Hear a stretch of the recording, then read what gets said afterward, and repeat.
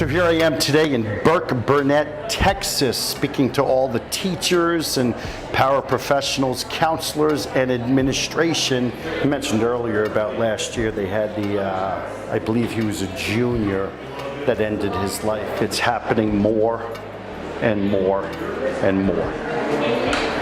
No administrator has ever given a certificate on how to deal with the loss of a child. I think the thing that you really want to make sure you do is you take care of your staff and you take care of your students.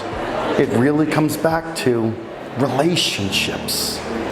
We're going to talk about who we are, what is our why, the relationships that we have every day with our kids and with each other, and really working at making our school community a safe place that fosters the well-being of all of our kids every day, and making sure that they know that they have trusted adults, and then we got to get them to be comfortable reaching out. I hope you enjoy the message. Let's do it. Game time. Ladies and gentlemen, good afternoon. Thank you, two people. Listen, I know you're excited to be here on a Friday afternoon. On a Friday afternoon, Labor Day weekend. Thinking like this is incredible. I'm excited. Folks, I'm not that excited to be here either. Probably a good thing I didn't know that, otherwise I would have been a lot more nervous. I'm sweating like crazy, but I'll tell you, I'm honored. You know, I love that as I'm here watching all of you come in, I love how you do exactly what you tell your kids you don't want them to do. And so when our kids come into the class, you expect them to sit up front. Yet you all come in here and the coach is like, hey, there's more leg room up here. Let's go up there. And I watch all of you filter in the back like, oh, I got to be here. This is going to be stupid and can't wait to get out of here. Hopefully this guy's cold and he gets us out of here early, and I probably will. But that's awesome. That's the greatest applause I think I'll get. I deal with teen suicide every single day. And if I had to emotionally let this affect me, I don't think I'd be a healthy person. And so I want to make sure that my message to you this afternoon is not just about who we are as professionals. I want you to walk out here personally being uplifted as well. How many teachers are in the room? Can I? Okay. Good. I don't think teaching is really our profession. I think our profession is inspiring young people. I think our profession is being a better teacher. And I ask that question too because I understand that administrators and we have counselors and we have maybe paraprofessionals, and sometimes we have cafeteria, maintenance, bus drivers, secretaries. But you know what I think? I think everyone in this room is a teacher. Because I think a teacher is anyone who in any way, shape, or form puts themselves in a position where their words and their actions are heard by a student.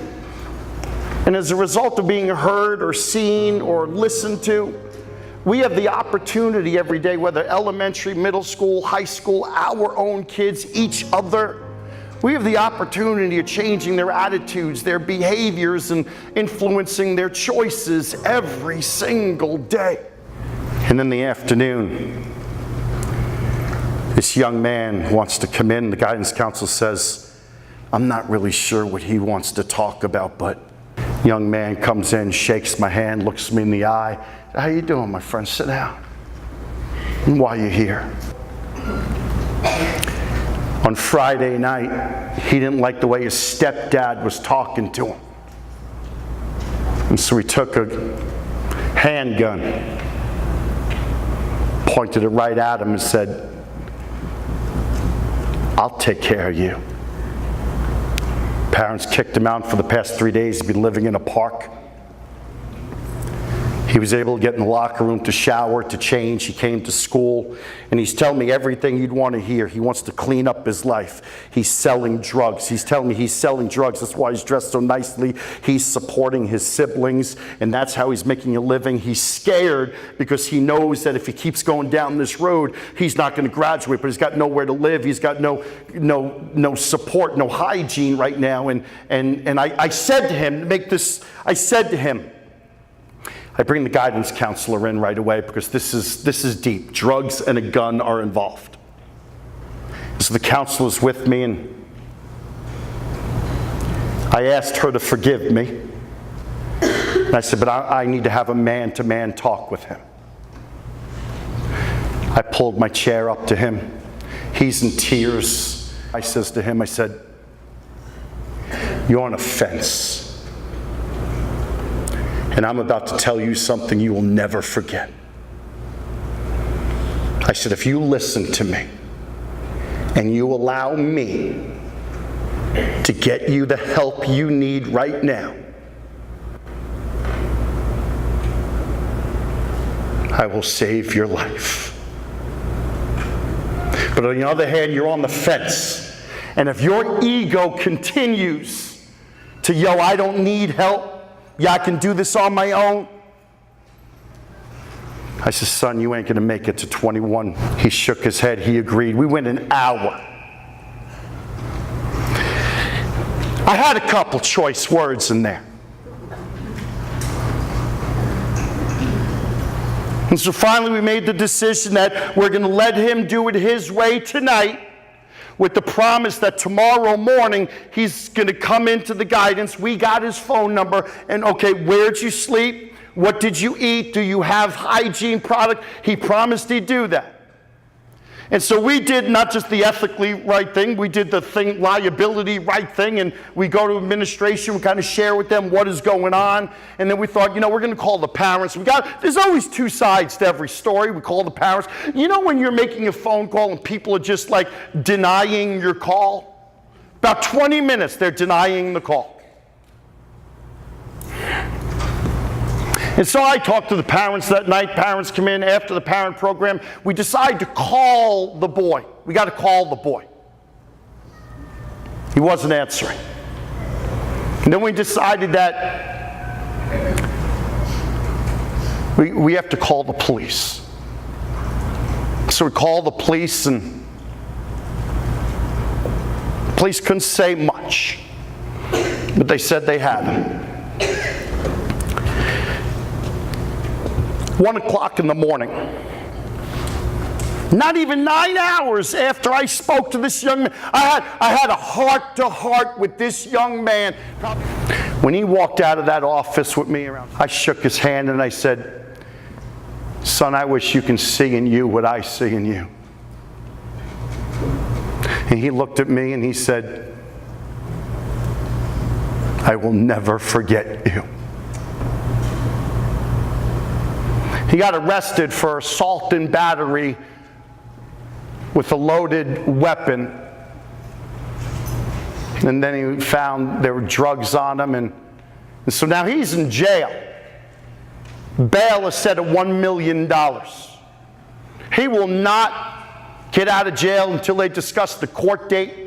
And as I was talking to some people, 17 years old, he's probably not coming out of jail. He's going to the big boy prison. And I promise you, he is sitting in that jail cell thinking about that conversation we had. And why do I tell you that? Ladies and gentlemen, all we really do is plant seeds. That's all we do. You can't take this home with you. It's okay. You know what? Sometimes it's 10 years later they remember that influence. But needless to say, you know what? where they're trusted adults, whether they choose to reach out now or they get that message later. Don't teach for the here and the now. Teach for every day. When I got in the Marine Corps, I wanted to be a teacher, and I was a teacher, but I'm not a curriculum guy. Math confuses 5 out of 4 people. What do I care about that? Some of you coaches will figure that out later. I'm a coach. I'm about, self-esteem, leadership. It's going to be okay. Have trusted adults. Don't be afraid to ask questions. Be the best version of yourself. So I get here early today. Oh, folks, another thing. If you think that my talk is going to flow, no. Don't look at me and say, oh, he had beautiful gestures. Our kids don't care. You know what our kids want? They want to know you. They want to know you're real. They want to know your story. I read that on your website and I thought, yeah. And what I like most about this is the ever-changing world. I need you to understand, we as teachers have to start getting comfortable doing more with less. I know some of you say, well, I'm a teacher. I'm not a counselor. Who's the most important person in a child's life when they need help? You or the counselor? You.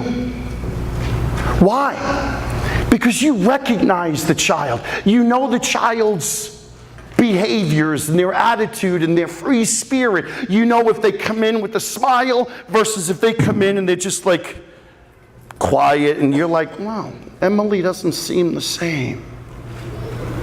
And so ultimately we want to intervene right away because we know our kids.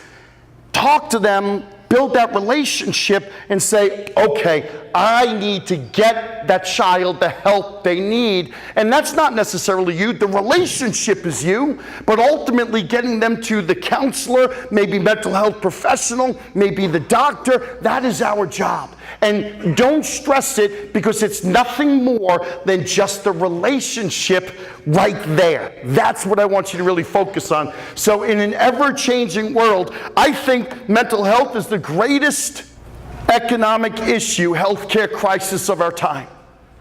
I think it's our mental health, teen mental health, and the opioid epidemic. Okay, it's Tyler Chaplin, Superintendent Burkburnett ISD. We appreciate the presentation.